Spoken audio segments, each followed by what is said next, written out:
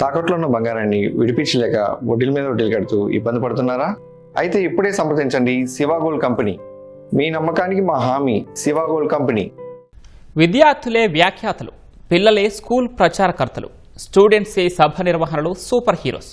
నిన్నటి mega parent teachers మీటింగ్లో రేపటి పౌరులు అదరగొట్టారు. అంతా వారే ముందుండి నడిపించి ఔరా అనిపించారు. అంతేకాదు, జన్మనిచ్చిన తల్లిదండ్రులకు పాదాభివందనం చేసి ఆశీర్వాదాలు తీసుకొని భవిష్యత్తులో ఎంత ఎదిగినా ఒదిగే ఉంటామని చాటి చెప్పారు. ఈ దృశ్యాలను రంపచోడవరంలో ప్రత్యక్షంగా చూసిన సీఎం ఆనంద పరవశులయ్యారు. రాష్ట్ర వ్యాప్తంగా గురువారం జరిగిన mega parents teachers meet super success అయింది. విద్యార్థులు, తల్లిదండ్రుల్లో సరికొత్త స్ఫూర్తి నింపింది. ఇప్పటి వరకు పేరొందిన ప్రైవేటు, కార్పొరేట్ స్కూల్స్ లోనే చూసిన ఈ తరహా మీటింగ్లను ప్రభుత్వం కూడా వాటికి ధీటుగా నిర్వహించింది. దీంతో ప్రతి ప్రభుత్వ పాఠశాలలు, జూనియర్ కళాశాలల్లో పండుగ వాతావరణం కనిపించింది. సాంస్కృతిక కార్యక్రమాల్లో పాల్గొన్న విద్యార్థులు ఆటపాటలతో ఈవెంట్లో సరికొత్త జోష్ నింపారు.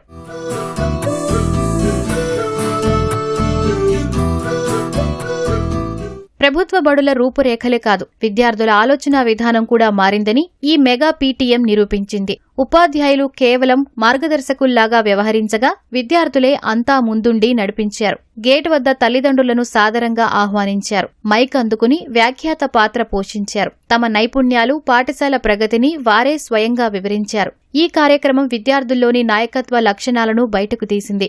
మరోవైపు జన్మనిచ్చిన తల్లిదండ్రుల పాదాలపై పూలు జల్లి నమస్కరించారు. దీంతో మీటింగ్కు వచ్చిన పలువురు తల్లిదండ్రులు భావోద్వేగానికి గురయ్యారు.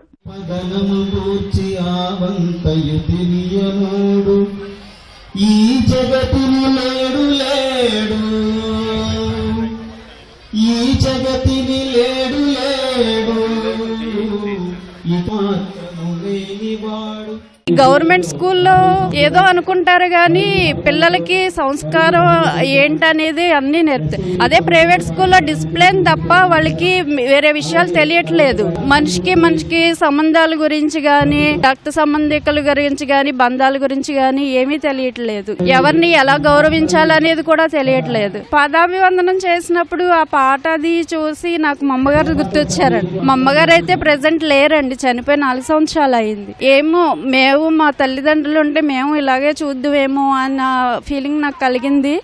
ఇంకా వాళ్ళ భవిష్యత్తు గురించి తల్లిదండ్రులుగా మా బాధ్యత, కానీ వాళ్ళు మాకు పాదాభివందనం చేస్తుంటే ఇంకా కన్నీళ్ళు ఆగలేదు.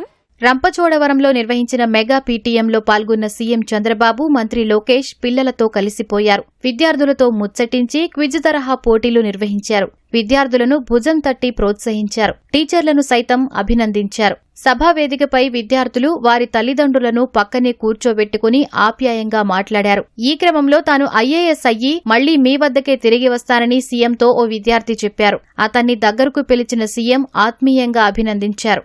నేను పెద్దయ్యాక ఐఏఎస్ అయ్యి మళ్ళీ మన ముఖ్యమంత్రి గారిని కలవాలని కోరుకుంటున్నాను. ఒక అంబిషన్ మీరు చూశారు, ఒక విజన్. నేను అడగలేదు, కానీ అతను వచ్చి నాతో చెప్తున్నాడు, సార్ నేను మళ్ళా ఐఏఎస్ రాసి కలెక్టర్ అయ్యి మీ దగ్గరకు వచ్చి నేను ప్రజెంట్ అవుతాను, రిపోర్ట్ చేస్తానని చెప్పాడంటే అది ఎక్స్ట్రాడినరీ కమిట్మెంట్. అందులో ఒక చీఫ్ మినిస్టర్ దగ్గరకు వచ్చి ఒక స్టూడెంట్ నేను కలెక్టర్ అయ్యి మీ దగ్గరకు వచ్చి రిపోర్ట్ చేస్తాననే పరిస్థితికి వచ్చాడు.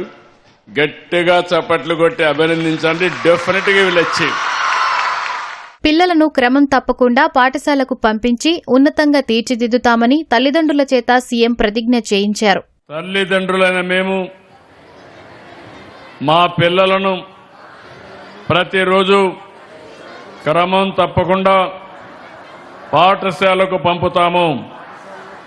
పిల్లల బంగారు భవిష్యత్తు కోసం వారిలో విద్యా ప్రమాణాలు పెంచడానికి మా వంతు సహకారం అందిస్తాము. నేటి విద్యార్థుల్ని రేపటి ఉత్తమ మానవ వనరులుగా తయారు చేస్తాము.